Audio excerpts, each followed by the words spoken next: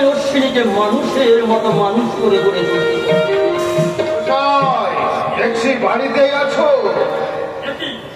সমাজপতি মহাশয়, আপনারা আসুন আসুন আসুন। না না, আমরা তোমার বাড়িতে বসতে আসিনি, আমরা এসেছি তোমার কাছে কটা প্রশ্নের উত্তর জানতে। বলুন, কি উত্তর জানতে এসেছেন? শুনলাম তোমাদের ঠাকুর অস্পৃশ্য গুরুজা সেই নাকি বিদ্যালয় স্থাপনের জন্য জমি ভিক্ষা করে বেড়াচ্ছে। শুনেছেন সমাজপতি মহাশয়, কিন্তু আমাদের ব্রাহ্মণ সমাজের মানব আর সেই আশা কিছুতেই পূর্ণ হতে দেবে না, কিছুতেই না। আপনাদের হীনমন্দির ভাবনা সম্পূর্ণ ভুল। দানপত্রের জায়গাতে বিদ্যালয় স্থাপন হবে, হাজার চেষ্টা করেও আপনি ওটা বন্ধ করতে পারবেন না। বন্ধ করতে পারবো না। আমার নাম সমাজপতি বলরাম চক্রবর্তী। তোমাদের সেই আশা আমি কিছুতেই পূর্ণ হতে দেব না, কিছুতেই না। তাছাড়া তোমাদের ঠাকুর সে অস্পৃশ্যর জন্য, তাই চন্দালের ঠাকুর শাস্ত্রের পোশাকে।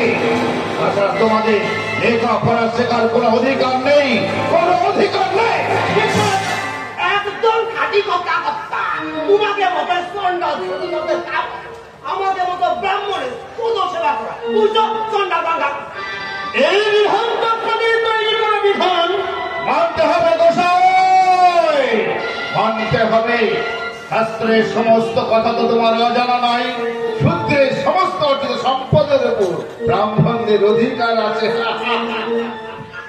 আর এটাই তো শাস্ত্রের বিধান। যে শাস্ত্র ঈশ্বরগত ধর্মের মধ্যে বিভেদ সৃষ্টি করে আমাদের ঠাকুর গুরুচাঁদ সেই শাস্ত্রের বিধানকে মান্যতা দিতে নিষেধ করেছে। আজ বাড়ির উপর পেয়ে আমাকে চরম অপমান করলে অপমান, এর ফল তোমাকে ভোগ করতে হবে।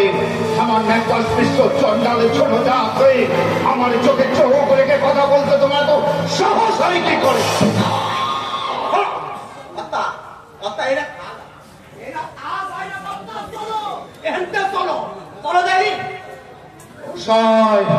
প্রতিশোধ নেব, আজ আমাকে যে অপমান করলে তার চরম প্রতিশোধ নেব, চরম প্রতিশোধ। চলো চেষ্টা, চলো।